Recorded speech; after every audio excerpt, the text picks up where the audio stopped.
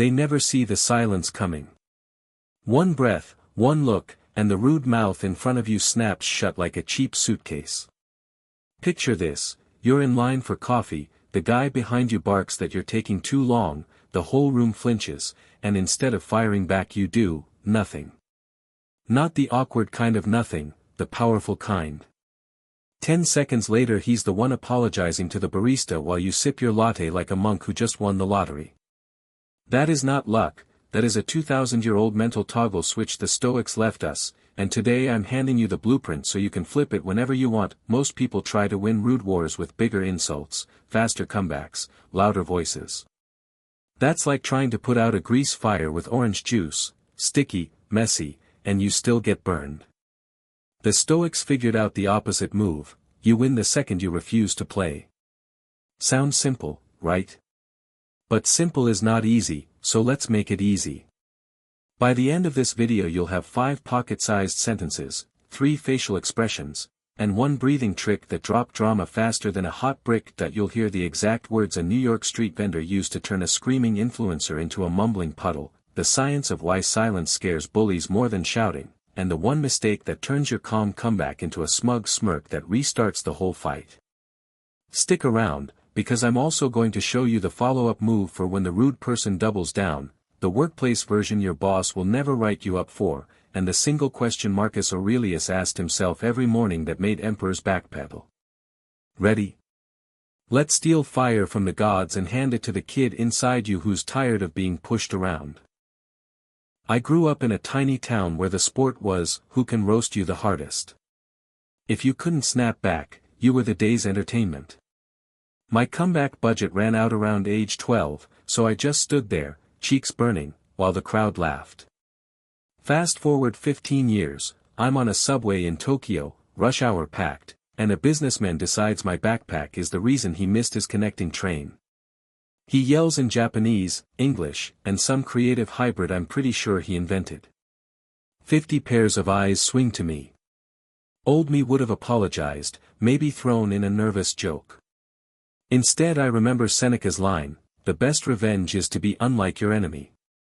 I inhale for 4, hold for 4, exhale for 6, let my face go flat like a lake at dawn, and say, well, nothing. I just look at him like he's a weather report, informative, not personal. 2 seconds, 3, 4. The train stops, doors open, he jumps off, even though it's not his station. Whole car exhales. A grandma nods at me like I just returned her purse. That was the moment I became a silence junkie.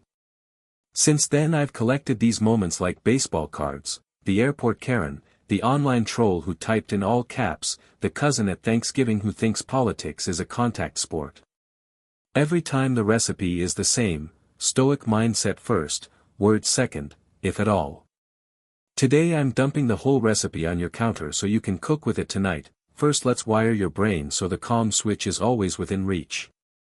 Stoicism isn't about suppressing anger, it's about refusing to rent it a room.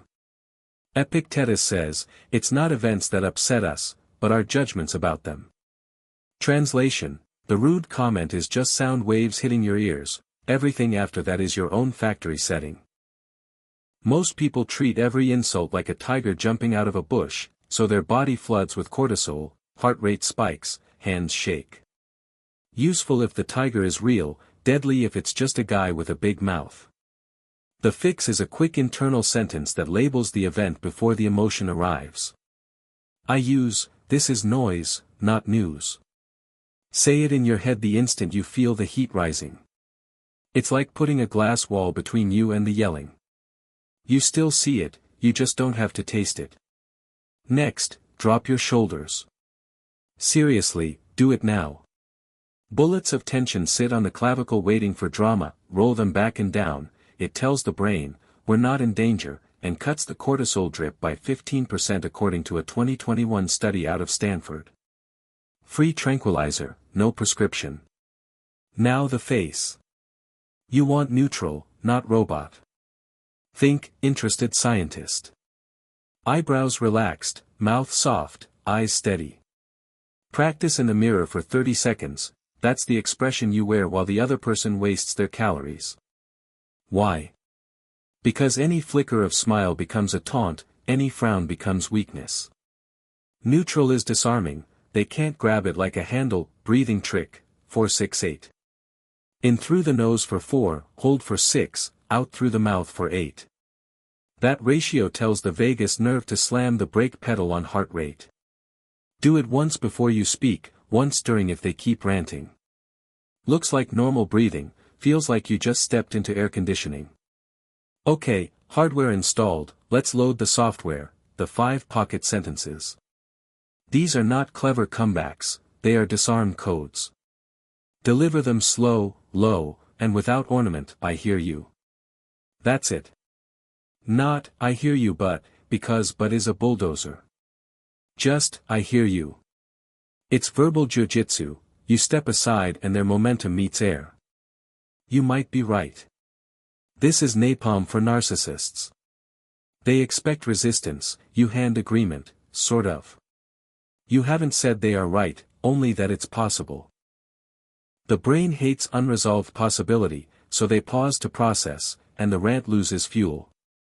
What would you like me to do? Now you've put the steering wheel in their lap.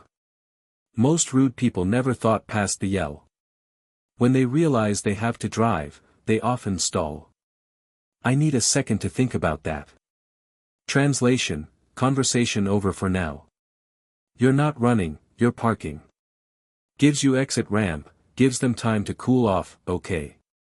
Short, flat, punctuation. Use when you decide engagement is pointless.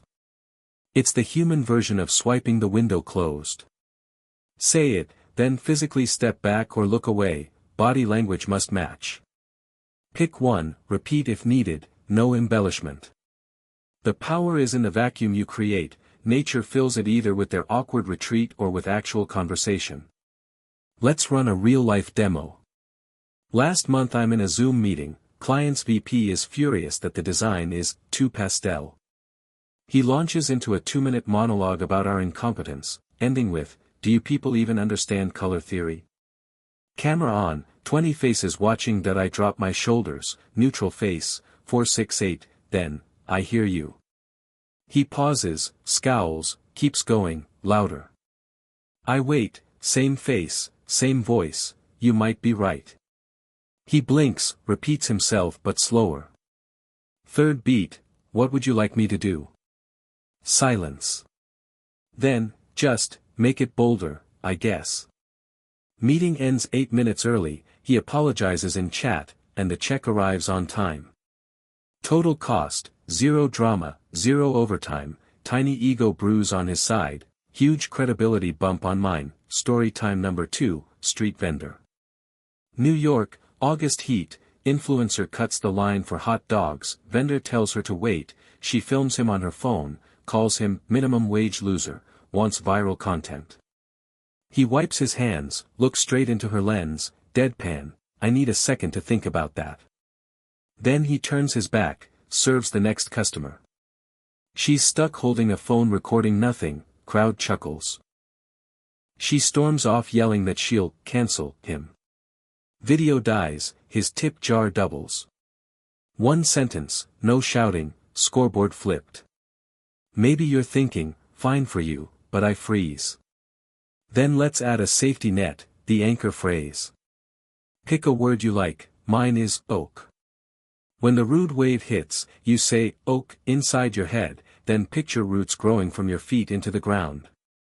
Sounds woo-woo, but a 2019 study from NYU shows a one-word mantra plus visualization drops the stress response by 22%. Try it next time your uncle starts on kids these days. Worst case scenario, they double down. Now the room is watching, pressure cooker hissing. This is where most people either explode or cave. Instead, deploy the broken record technique. Repeat the same sentence 3 times max, each time softer. Example, I hear you. I hear you. I hear you. By the third whisper the contrast makes them sound unhinged if they keep yelling. Crowd side with the calm one, it's a law of physics. Workplace twist, HR is lurking. You can't say, "I hear you," to your manager when she's publicly blaming you for late numbers. Sounds dismissive. Swap in, "I want to understand so we can fix this. Can we walk through the timeline?" Same energy, corporate costume. You're still refusing the bait, but you look cooperative. Write that on a sticky note and keep it inside your laptop. Online version, troll slides into your comments with, "You're ugly and your advice sucks." Do not hit caps lock, do not defend your jawline. Type, "You might be right." Then mute. They either spiral alone or apologize. Either way, your other viewers see an adult in the room and the algorithm keeps pushing your video because engagement stays high without blood. Let's handle the biggest pothole, the smirk. You land the perfect calm line, silence drops, victory tingles, and your mouth curves. Bad move. The smirk is a new knife, fight restarts. Cure, tongue on the roof of your mouth, relax the jaw, look at their left ear instead of their eyes. Ear looking keeps you present but removes the emotional spark that triggers smile. Kids can use this too. Bullying at school is verbal napalm. Teach them the shoulder drop, the word "oak," and the sentence, "I hear you." Practice in the kitchen, you play the bully, they practice flat voice. My 10-year-old niece shut down a lunchroom tormentor in 2 days, teacher emailed calling her unusually composed. Start early, raise a human, not a reactor, quick lightning round of what not to do. Don't explain why they're wrong, feeds them. Don't use sarcasm, escalates. Don't apologize unless you actually harmed, rewards fake outrage. Don't touch them, obvious, but adrenaline makes people grabby. Don't film them, turns private win into public war, lawyers love it. Now the follow-up. Silence wins the moment, but relationships need next steps. If the rude one is a coworker you see daily, wait until the heat drops, usually 24 hours, then drop by with, "Yesterday felt rough, how can we keep projects moving?" No mention of their meltdown, just future focus. They'll often apologize without prompt, and you look like leadership material. If it's a stranger, you don't owe follow-up, walk away, enjoy the extra oxygen. But record the lesson, what triggered you, which line worked, where did your body tense? Journal for 60 seconds, you're stacking reps, building a calm callus. Marcus Aurelius' morning question, what rude people will I meet today? He preloaded acceptance, so nothing surprised him. Try it tomorrow while you brush your teeth. Sounds morbid, feels like slipping on mental armor. Science break, why does silence scare aggressors? 2 reasons. First, humans mirror emotions subconsciously, when you stay flat their brain searches for a template, finds none, and panic flashes, something's wrong. Second, loud people depend on your reaction to measure their power. Remove the feedback, their meter hits 0, and the behavior extinguishes, basic operant conditioning, same way trainers stop feeding dolphins fish for dumb tricks. Stat time, FBI hostage negotiators report that the average rant runs 90 seconds if uninterrupted. After that the ranter feels silly. Your job, be the still pawn for 90 seconds, win the next 6 hours of peace. Let's stack a few more micro-stories so you can trust this works everywhere. Airplane seat recliner war, guy behind me knees the seat the whole flight, I turn, neutral face, what would you like me to do? He mutters, forget it, and stops. Gym bro mocks my skinny arms, I answer, okay, put headphones back on, he wanders away looking for a new audience. Neighbor complains my tree drops leaves in his pool, I hear you, I say, then offer to split the cost of a net, he ends up thanking me for being the only reasonable person on the block. Everyday landmines, same 5 tools, advanced level, the hostile email. All caps, red exclamation points, copied to half the company. Do not reply all. Draft in a note app first, let it sit 1 hour, then send only to the sender. Got it, let's talk live so we can fix this fast. No quoting, no rebuttal. Live voice or video diffuses 73% faster than keyboard warfare, according to a 2020 survey of 400 project managers. Be the person who picks up the phone, everyone else looks like 8th graders. Maybe you're rage sensitive, maybe you grew up where backing down meant danger. I get it. Your nervous system isn't broken, it's overprotective. Train it like a puppy, small exposures, big rewards. Start with low stakes, let the barista mess up your name on purpose, practice flat face. Thank him, tip anyway. Each rep tells the brain, see, we survived. After a month the big stuff feels like warm-up. Let's zoom out. The world is loud, algorithms feed off outrage, and politeness feels vintage. Every time you stay calm you vote for the world you want to live in. One person in the room refusing to echo stupidity drops the temperature for everyone. You become the thermostat, not the thermometer. That's not self-help fluff, that's crowd psychology measured in decibel levels. Remember, you don't need the last word, you need the lasting silence. The kind that sticks in their throat, not yours. The kind that makes them replay the moment at 2 a.m. wondering why they lost control and you didn't. That's how you leave a rude person speechless, by proving that courtesy is still the sharpest knife in the drawer.